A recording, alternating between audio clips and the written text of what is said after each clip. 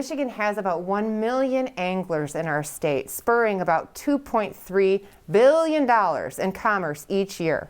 Our guest today is a fly fishing enthusiast. Welcome Niall McCarthy, the owner of Motor City Anglers, one of the great Southeast Michigan fly shops. And welcome to Celebrate Michigan, the show produced on the campus of Madonna University. I'm Chris Benson. And Niall has many years of experience fly fishing and a passion for it. And that has translated into opening his store. So Niall, what brought you to Michigan? Why did you pick the Great Lakes state? Well, I'm originally from Chicago. And when I got this idea in my head, I kind of looked all over the country about where would be a good place to open a fly shop. I wanted a population of people nearby that could come into the store. But I also wanted some good fishing nearby, and Southeast Michigan was real high, and both of those things that ranked really well. And my wife's also originally from Livonia, so I went for it. Awesome. So tell us where the store is located and how long you've been open. Yeah, so we're on Haggerty and Maple, 6193 Haggerty. Okay. Been open since December. Okay. Coming up on a 1-year anniversary. Excellent. It's been an interesting first year to say the least, but we're still here and optimistic about the future. Very cool. Well, if you were looking for a place to fish, Michigan is definitely the place. Yeah. So some people may not be understanding the difference between just regular fishing and fly fishing. Mm-hmm. So can you explain a bit about what that difference is for people who might not know? Sure. Yeah, that's a good question. There's a lot of people that ask it. The kind of summary or quick answer is the act of fly fishing, you use the weight of the fly line and the line to propel the fly rather than the weight of the lure. Okay. And so your fly line is this kind of thick thing that's like almost as thick as a pencil. And that does the work instead of the weight of the lure. Wow, okay. So I'm not just sitting in a boat, throwing it over once and waiting. I think what's so funny is that when people see like the movie, of course, the iconic, a river runs through it, they're like, oh, that looks so graceful. Yeah. So it is. That is fly fishing, right? Absolutely, absolutely. And it's pretty interesting. I mean, I give casting lessons, and the people that take the lessons, beginners can pick up the cast pretty quickly, and within an hour, pretty much all of them are casting well enough that they could catch fish. Excellent. How did you get involved in fly fishing? My dad was a big fly fisherman, and to basically all my life I've been fishing with him. I have memories of going up in northern Michigan, fishing with him on the Asable River, in Wisconsin, Oregon. Really, most of our family vacations involved fly fishing. And it's just been something I've done all my life. My whole family's into it, and it's just really a life passion of mine.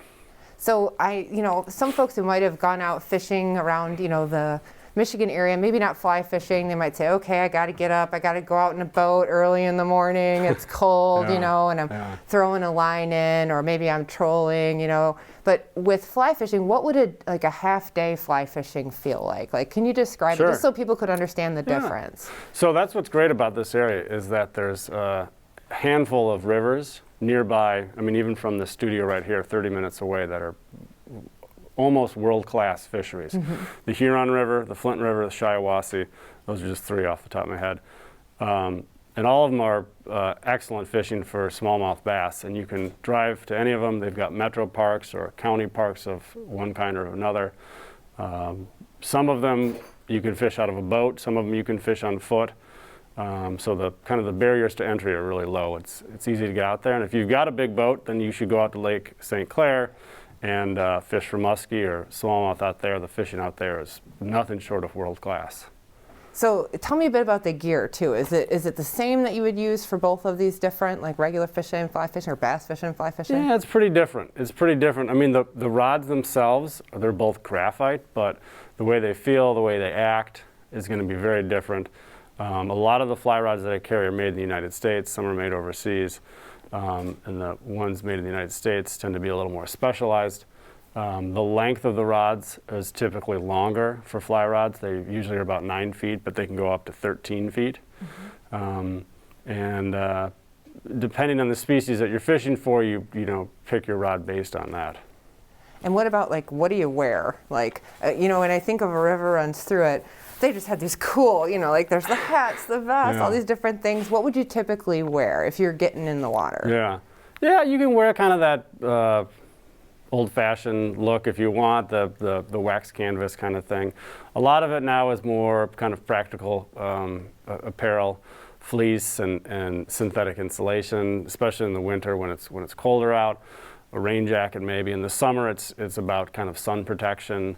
The funny little thing in fly fishing is like hooded shirts are just all the rage right now. So everybody wears a hooded shirt, and that's just kind of the outfit for fly fishing du jour. If you want to be cool, that's what you're wearing, right? You're exactly right. You got to wear a hoodie. And then as far as like, you know, with regular fishing, you might use worms or crawlers. You know, you're getting some Waltz crawlers up from the gas station or, you know, but for fly fishing, it's a bit different. It is. So most of the flies are made with feathers and kind of other natural materials. And the end result, you can kind of have them imitate very identical things to the types of baits that you might be fishing. So you might use marabou from a turkey or a chicken and some feathers, and the end result might look like a minnow, just like you'd buy at a bait shop. Or a worm, like you were saying, same thing, but the ingredients or the materials tend to be natural. And I saw on your website you had little frogs, things that looked like frogs, or you know, little mice, or those kind of things. So anything that fish would go after, but it's artificial, but usually made with, like you said, feathers, those kind of things. Yeah, in the frog, for example, that's made with deer hair. Oh wow! And it's a pretty specialized, tricky fly to create. And you take deer hair and you kind of pack it real tight on a hook, and then it floats real well and imitates a frog, and fish go crazy. That's especially a really good pattern around here to fish in July and August. Wow. We're already at time for a break, but stay tuned because we're going to hear more from Neil, and we're going to talk about how his business was affected a bit by the coronavirus. So stay tuned.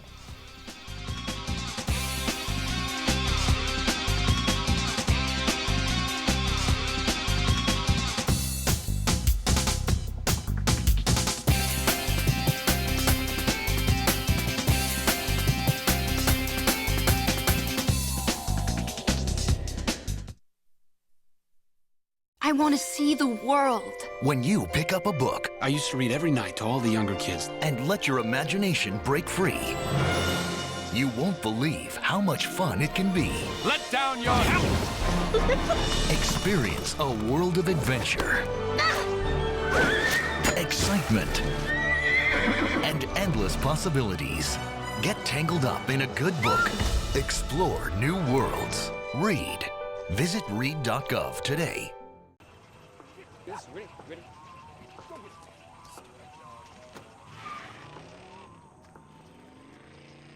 Oh, come on, Randy. Animal shelter, here I come. And no, I'm not crazy or emotionally damaged. That's a stereotype. I just belong to a total loser. I'm a good dog. So if you want a pet, adopt. And if you see Randy, tell him he dropped his wallet.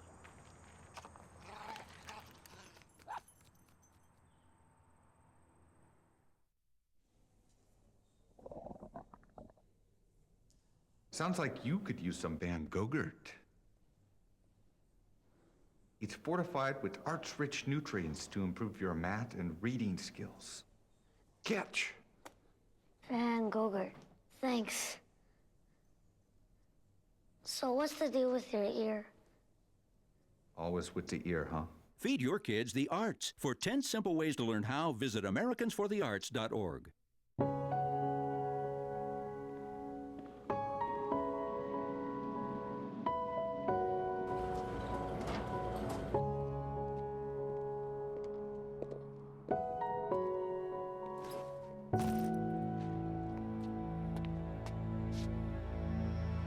Welcome home, man.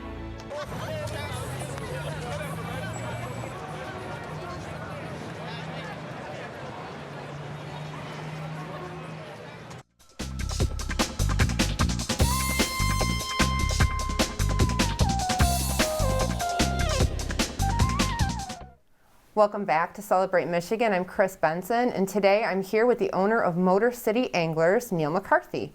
We've been talking a lot about his shop and putting a line in the water here, let's say, in Michigan, That's right? That's right. So the virus, the coronavirus hit in March nationally, internationally, nationally here in Michigan in March. How did that affect your business? I'm sure as a new business owner, that was not in the plan. It definitely was not in the business plan that I drew up. I thought I had every situation covered. I didn't have pandemics. Sure. So I opened in last December, and December and January and February things felt pretty good and felt normal. And then things started to feel weird in March, and then the lockdown started I think sometime in April and May, and people weren't allowed in the store. And at first, I really didn't know what to do, but what I noticed was all of my customers shifted from coming into the store to shopping online at my website. And at that point, I was really glad that I'd spent all the time building my website, putting all the products on there. It took a lot of time. I spent probably most of the previous year getting the website up and running, and the dividends kind of started paying off immediately for that. I was able to help my customers get what they needed. A lot of them were sheltering in place and staying at home, and so when they're staying at home, they're buying fly tying materials to tie flies to pass the time. They probably should be working, but they were tying flies. Well, and a lot of people were laid off too. So it's for anyone who hasn't tied flies before, it's a very relaxing. It is. And probably a bit frustrating though too. It can be, yeah. It's so small to do that, but maybe that gave them some relief during that time too. Totally. It's a nice relaxing hobby to have in addition to fishing itself. And your website is fantastic. I looked at it, and it is beautiful pictures and just a great layout. So very easy. The time you put in definitely mattered. For the photography, I've got a good friend who I fish with, and I'm glad that I'm friends with a good photographer because he makes the website look really good. Yeah. Well, I know we've got some pictures that we're going to be showing, and we're going to have you just kind of take a look at the screen and talk through what are we looking at here? Wow, what are we looking at here? So that's a brown trout from the Asable River last June, a couple weeks after the lockdown ended. I was up there with my dad. It's dark, as you can see. That photo was taken about 11:30 at night, and that was the first fish I'd caught that day. We started fishing at about 5 o'clock, but that's one of the largest brown trout I've caught in my life, actually. It's very healthy. Yeah, it was. Look at that. And this one, that was taken in October. That's a steelhead from the Muskegon River. On a beautiful fall day. You can see the leaves in the background, and just another great day of fishing right there. Mist on the water, that's pure Michigan. That's exactly right. Exactly. There's a shot of the shop right there from the back. Kind of see some of the offerings we have and the general layout.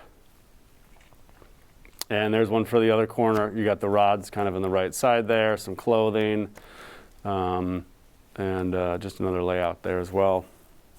And the gear, all the gear that you got to have for it, right? The gear is fun. Absolutely. So the store is open. You've welcomed customers back at this point. Going through this experience, looking back, what did you learn from all this? What did I learn? The important thing, I think, was I'm glad that I spent the time building the website. That really helped. I got a lot of feedback from customers saying that they appreciated it. Local customers were able to look online and then come in the store.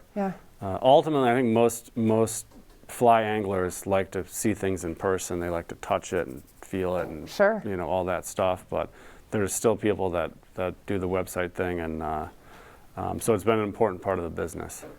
Any other way you feel like the virus has affected the business or the industry? Have you seen more people going, I'm hearing more people are outdoors just in general. What have you seen from your perspective? There have been. There's been a lot of interest in people getting interested in learning to fly fish. It's a kind of a pandemic safe hobby. You're basically out fishing with a friend or yourself, and you're rarely around strangers or other people, and you're outside. So it's very safe in that regard. And you know, where we are here in Michigan, there's nearly an endless supply of places to go fishing, so there's always something available. And if people are getting too close to you when you're fishing, they should also understand that's impolite because they're in your spot, right? That's right. So it's made for social etiquette. distancing. Social distancing is built into fly fishing. It's always been social distancing sport.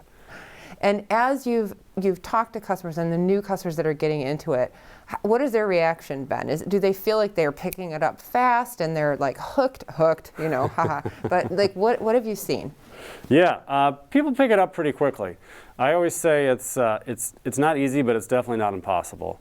And you know, you could spend a few hours watching YouTube videos and have enough information to go out and do it. You could take a casting lesson that we give and have enough skill to go out and catch fish. And really what makes it fun is you kind of get those basic skills acquired, but then you're always learning things. Even if you've been fishing for 20 years, there's new information that you come across and new techniques and new species of fish to go after and new rivers and new sections of rivers to fish. And so the learning is endless. And when in Michigan can you fly fish? Year-round if you've got the right clothes. And the right temperament, That's right? right. That's right. If you're willing to put up with some cold weather, totally year-round. Peak season is probably May through July or May through August. You know, kind of the summer. The early spring can be really good for fishing. The fish are just real active then. In the summer, the weather's pretty fair and tolerable usually. So what I want to know is from those pictures, I want to know where and when you went to catch those fish, right? Yeah. Anytime you see a fisherman showing pictures, it's like, okay, tell me how to get that fish right now. Yeah. Well, we are going to take another quick break, but don't go too far because in the next segment, we're going to talk more with Neil about fly fishing. Stay tuned and you'll hear all the tips.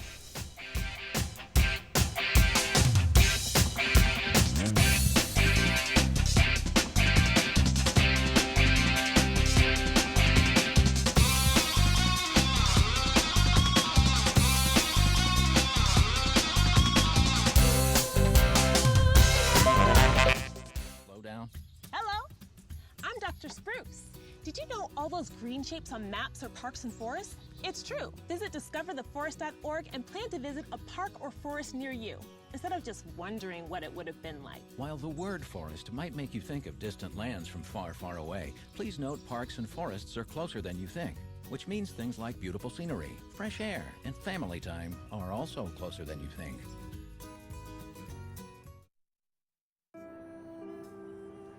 You realize that 49 million Americans struggle with hunger? That's 1 out of every 6 Americans. These people are around us every day. They're our friends, they're our coworkers, their kids go to school with our kids. Sometimes we're not even aware that they're struggling. This problem is closer than you think. But so is the solution. Play a role in ending hunger. Visit feedingamerica.org/hunger and find your local food bank.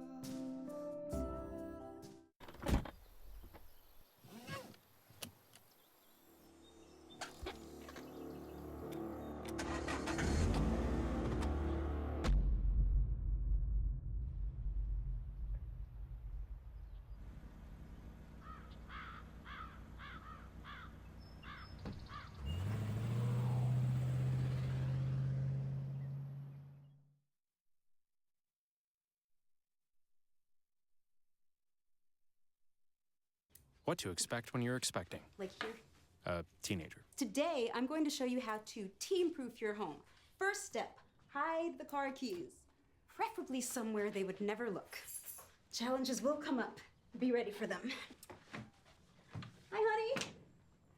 Ready for the... Mom, you don't use mannequins in the mannequin challenge. You don't have to know it all to be a perfect parent.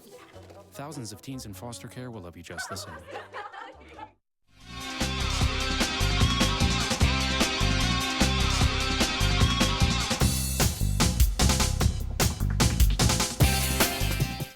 Welcome back to Celebrate Michigan. I'm Chris Benson, and we're in the studio with Niall McCarthy talking all about fly fishing, how to get involved in it, what it's about, and hopefully some tips. So let's say I've never done this before, and I contact you and the shop. What would you suggest for me? Yeah. There's kind of a couple of different ways to go about it. If you're kind of a beginner and just getting into it, a casting lesson's a great way to kind of hit the ground running. You spend an hour with me casting, and you'll basically have the skills to go out and catch fish on your own. I also offer a guiding service on local rivers on the Flint, Shiawassee, and Huron. And that's a really fun way to enjoy a day with an experienced guide. And they, they put you on all the spots they know. The guides have been fishing those rivers for 10 years, and they know it like the back of their hand. And so it's instant access to some fantastic fishing.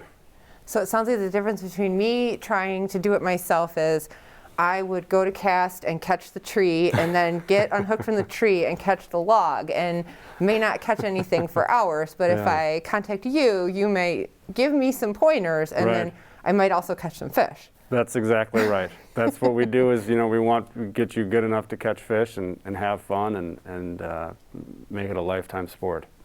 Is it an expensive sport to get into? It doesn't have to be. Okay. It can be. I mean, there's something there for everyone. I always joke I carry stuff from the Ford Focuses to the Ferraris. Yes. So depending on what your budget is, and you can catch big fish on inexpensive rods, you can catch big fish on expensive rods. And when I noticed on your site you've got like a half day and a full day where you can go out. What would that day look like if it was a half and a full? What could I expect? They usually start at about 8 or 9 in the morning. And you basically are going to be floating down the river in a drift boat with the guide. He's rowing, pointing out spots to fish. He always has a good selection of flies that work really well for that river. For a full day, you'll stop and have a nice little streamside lunch, then fish until probably about 4 o'clock in the afternoon. Really the best thing about the guiding is you've got access to the guide's knowledge and experience, and you can pick his brain and learn everything you can just asking questions and listening to what he has to say about the river.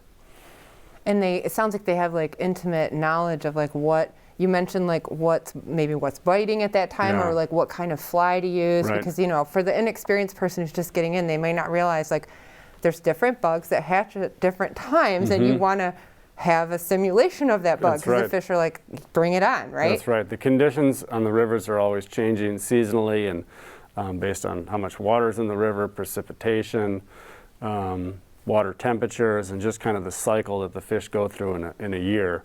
And the guides are out there fishing every single day, so they know what's going on. They've got their fingers on the pulse of the fish. And is there any kind of fly tying? Like if I wanted to get into that, what would I do for that? Yeah, so one of the changes that I've had recently because of the pandemic is I've switched from in-person presentations and in-person events to online through Zoom and Hangouts and things like that. And so I've done fly tying lessons and fly tying presentations online for people looking to get into fly tying, learning the basics, or maybe there's a certain pattern they want to learn how to tie, and we're able to do that online. Hopefully in the future, maybe next year, we'll be able to resume the in-person events as well. I imagine that would give access to people too if you can do it online. Maybe they weren't able to come to the store before, whether it was the pandemic or what have you, but that may give access to a lot more people to enjoy that. Yeah, it's been a nice feature because I have customers in Chicago, Iowa, even out west that are able to log into the online classes and learn a little bit. What advice would you have for someone who's just starting out and either they're not sure that they're going to be good at it, or they're feeling like, I just don't know if this is for me? The most important thing is being able to be a good caster. There's a lot of different nuances in fly fishing. There's a lot of gear to get into and things like that. But if you can cast well, kind of the rest of the things work themselves out. So I'd recommend taking a casting lesson, get really good at casting, and fill in the details later with everything else. And where can folks find more information about you? I know you mentioned the website, and I saw you've got gear on there. You've got all kinds of information, the flies. They range everything from a couple bucks to, like I said, we were talking about a musky fly that's a giant. So where can they find you? What's your website? My website is mca.fish, as in motorcityanglers.fish, like the thing that swims around. I'm on Instagram and I'm on Facebook as well as nice. at Motor City Anglers. So look me up and follow me. And when you're thinking of all your like fishing tales, I have to give you an opportunity to tell a fishing story, right? So just thinking back, what was either an exciting or challenging experience that just sticks out in your mind from fishing? Yeah. One of the more memorable days or nights of fishing was from that photo that we had put up of me with the big brown trout from the Asable. That was with my dad and I and my guide friend in northern Michigan. We started the day at about 5 or 6 in the afternoon. The fishing was kind of slow for most of the day, most of the evening. My dad got a couple of fish, but I didn't catch anything until about 10:30 when we were basically rowing out for the night, kind of calling it quits. Heard a really big fish rise pretty close, like between you and me, about 6 or 8 feet. And my first cast over, I hooked that brown trout. It was the biggest brown trout I've caught in my life. So I'm so glad you said though that it wasn't like I was out there 5 seconds and then I got like no, you had this to work was work for that. This was work, yeah. Then I mean, I was leaving empty-handed until the last minute, so it was. Well, you got the fish and you have the picture to show That's it. So right. Neil, thank you so much for coming and joining us today. And thank you for staying a viewer of Celebrate Michigan, where we celebrate all these great events and people that are part of our state. We hope you'll check out Neil's store, and we hope you'll watch us next time right here on Celebrate Michigan. Take care.